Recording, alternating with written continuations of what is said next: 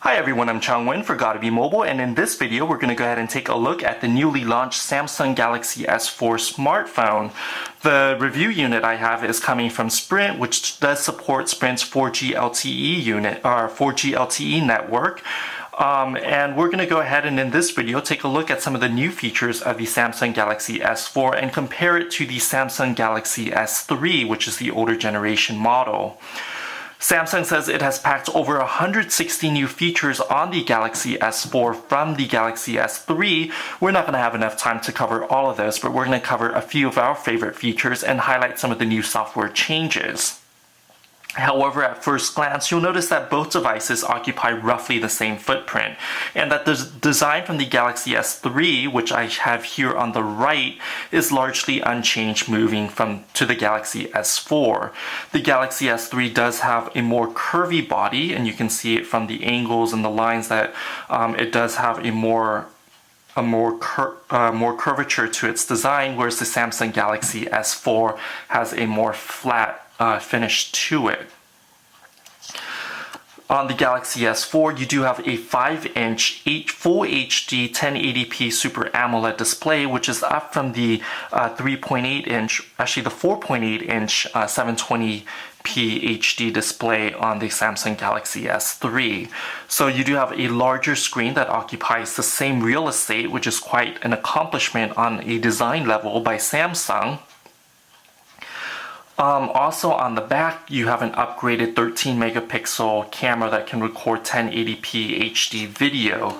There's a single LED flash, and the speaker has moved to the bottom of the device compared to the Samsung Galaxy S3's 8 megapixel camera with the flash on the side and the speaker on the other side. The design of the camera is nice and elegant. However, I will note right off the bat that the Galaxy S4 makes it a little bit uncomfortable to hold when you're holding the camera in landscape mode, as there's little space here on the side to grip onto the phone, so you might be obscuring the lens on the Galaxy S4 more than you realize if you're holding the phone in landscape mode. The Galaxy S4 also features a removable back battery cover, unlike the HTC One, which it competes in the same space with. Once you remove the back battery cover, you do have two card slots, one for the micro SIM card. On the Sprint unit, the micro SIM card is used for GSM roaming, so if you're traveling to international countries, you can pop in a local SIM card there.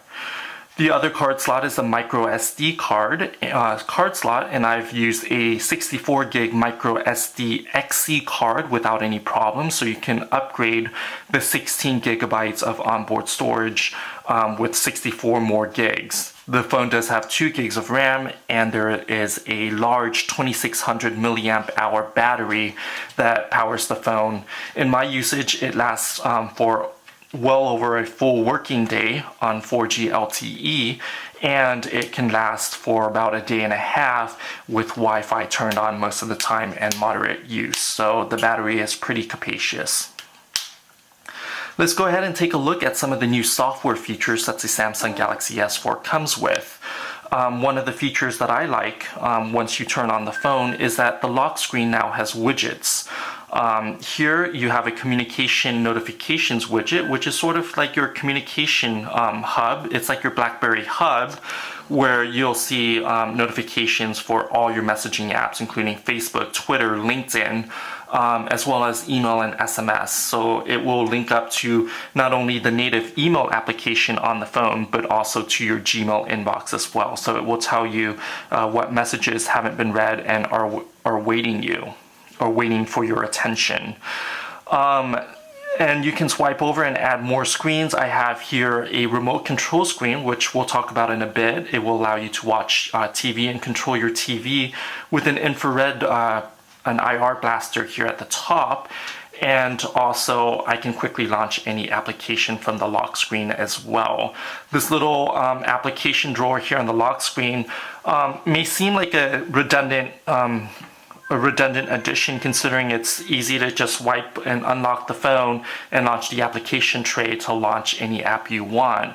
But given that a lot of enterprise users do have alphanumeric passcodes, which make it harder to unlock a phone or more timely to unlock the phone, so if you need access to a low sensitive app like a gallery app or even the internet browser, you can quickly do that without having to unlock your phone at all. Now the phone does have a number of additional sensors on it that's added on top of what we already saw on the Galaxy S3. So on the Galaxy S4 here on the front, you do have an infrared sensor, so that enables some of the motion and gesture motion and gesture control of the phone that we've been reading about. There's also a temperature sensor, a humidity sensor, as well as a barometer in addition to the accelerometer and gyroscope, and you do have the ambient light sensor and the proximity sensor on top as well.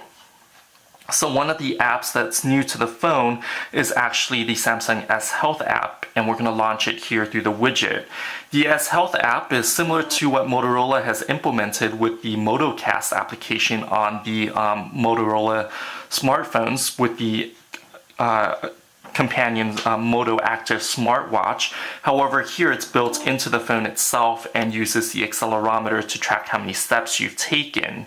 It also tracks how many calories you burned, how many calories you've consumed with this food tracker, and if you're a foodie, you can go ahead and add a picture of what you've eaten, and you can go ahead and calculate how many calories you've consumed and how many you burned through working out.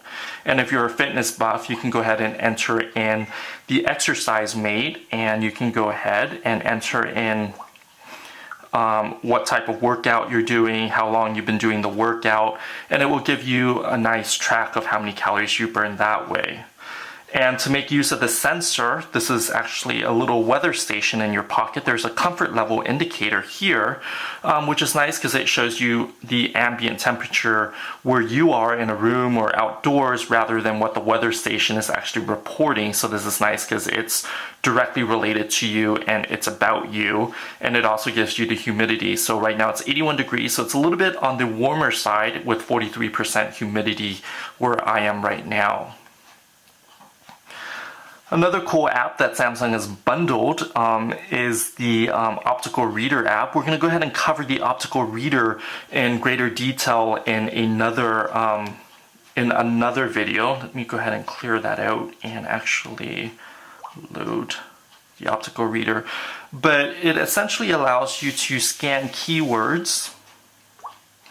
So here, let's go ahead and scan select words on this page, and it actually allows you to either translate the word. Here we're doing an English to French translation, or you can go ahead and select English to English, which will give you what the dictionary meaning of the word is in English. So let's go ahead and do that. And you also can have the optical reader here speak the word, so you do have pronunciation as well.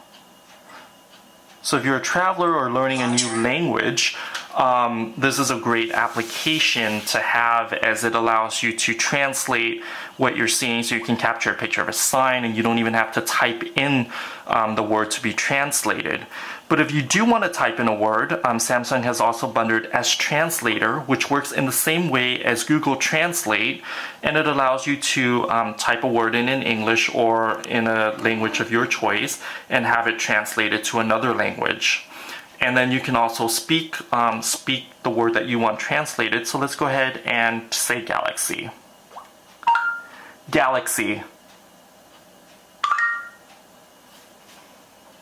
So I can do voice input as well, and it's translating it into French right now. And let's go ahead and have it pronounce it in French. Galaxy. So it's a little cool app. If you're at a restaurant in Paris and you want to order something and you don't know what the equivalent is in French, you can go ahead and speak it. So let's do hamburger. Hamburger. And you can go ahead and speak it to the waiter using your phone. So it's a nice conversational piece as well. And another application or another feature that I wanted to highlight in this would be certain applications make use of the sensor. So let's go ahead and go into the internet browser. Here we're launching, the phone actually comes with Google Chrome as well as the Samsung internet browser. And the Samsung internet browser actually ties in a lot of the different motion sensors that we've been talking about or have seen reported. So here I'm going to go ahead and try to scroll through the page by using hand gesture. So I'm going to go ahead and swipe up, and you can see the page scroll up.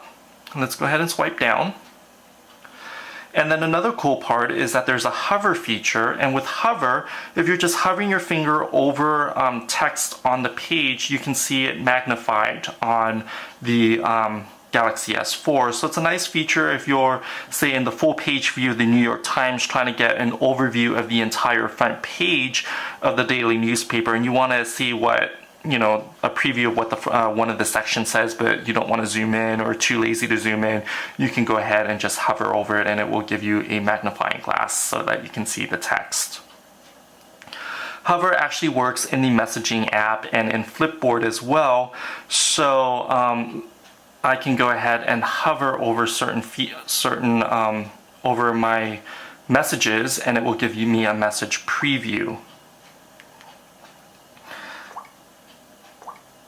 And that way I wouldn't have to open the message, which is useful if you're a business traveler and you're looking at your emails while you're away and you don't want to have to keep on marking some emails as unread. Here you can go ahead and just see what the content is, and everything would be unread, so when you get back to your desk you can go ahead and reply to the important emails that you need to reply to.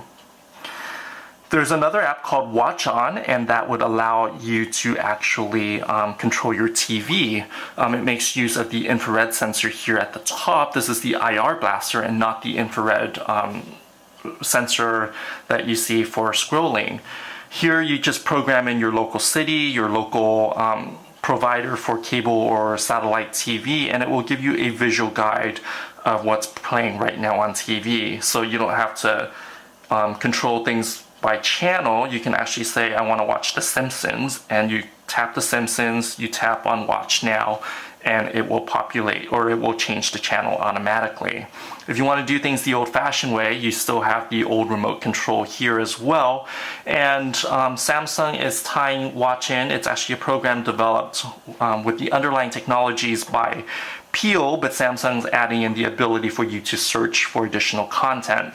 So not only will it show you what's on TV, you can go ahead and search by on demand, and say if you wanted to watch Toy Story, it's not on TV, but you can go ahead, Samsung will allow you to rent or buy it, and it will give you options for various sources where you can do it from. So here, your renting and purchasing options come directly from the Samsung Video Hub. And of course, you do have your typical, your normal program guide, and you can also search for videos. So let's go ahead and search for cats. So anything that's playing with cats, you have movies, and you will even pull in YouTube content as well. So that's a nice feature. And then with the Watch On app, if you have a newer Samsung TV, say if you're watching a big sports game and you need to go into the kitchen to grab a beer, when you're doing that, if you're connected with the app over Wi-Fi or Wi-Fi Direct on the same network as the TV, through place shifting technology, you can actually watch the content that's playing on your TV on your Galaxy S4 smartphone. So you can take your phone into the kitchen, grab a beer, and not miss any moment of the sports game. Go back to your couch and then pick up where you stopped watching, basically on your big screen TV again.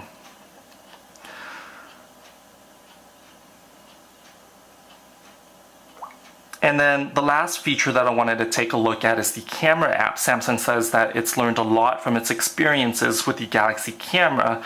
So here on the camera app, you do have a very prominent mode dial, and most of the major settings are placed front and center on top, so you don't have to dive into the settings menu and look at a text-based menu. Here, everything's very visual. So once you hit the mode dial, you'll see a number of different modes.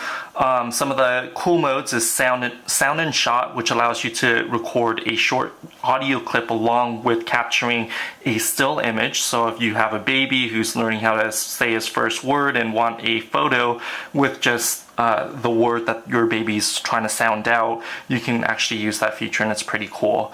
Another type of shot is drama shot, which allows you to capture a grafted time-lapse photo. So say someone's going in for a basketball dunk. This will capture a series of shots as the person's walking towards the basket, making the dunk, and then stitch all the shots together. So this is like an action type of shot. And then you do have HDR, best face, and just a lot of the similar types of shots that you found on the Galaxy S3. The night mode is actually pretty useful, as it does capture a pretty decent image without a lot of noise through the night mode. And that's because if you look into the settings, it's on auto right now, but the ISO can be cranked up to about 800, so it does crank up the ISO and allow you to capture a pretty decent image without the use of the LED flash.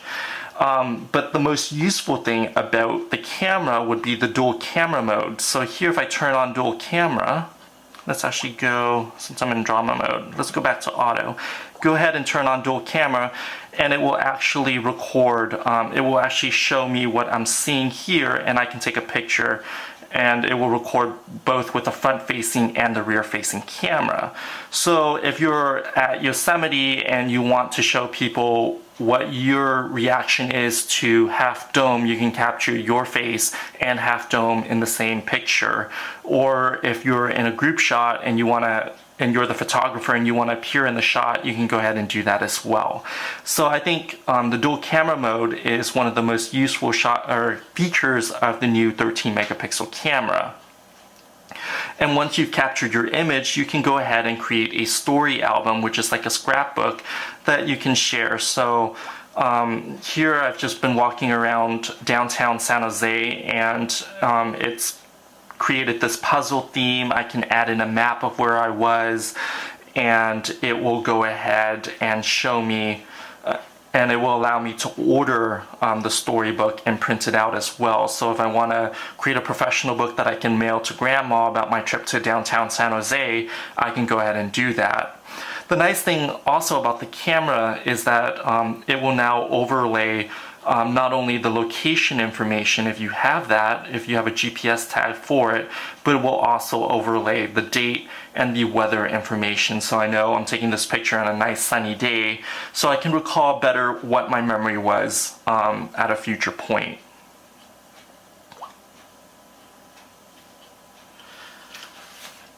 So these are some of the major features of the Samsung Galaxy S4. Overall, you're getting a lot of phone in roughly the same package as you got in the Galaxy S3.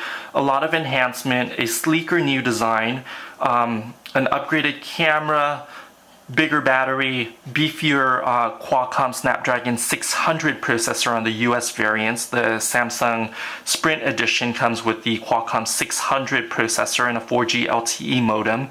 So you do get the Qualcomm processor instead of the Samsung Exynos 5 Octa on some of the international variants. I'm Chang Nguyen for Gotta Be Mobile, and thanks for watching this video of the Samsung Galaxy S4. Please check us out on gottabemobile.com/Galaxy S4 review for additional information about the Samsung Galaxy S4.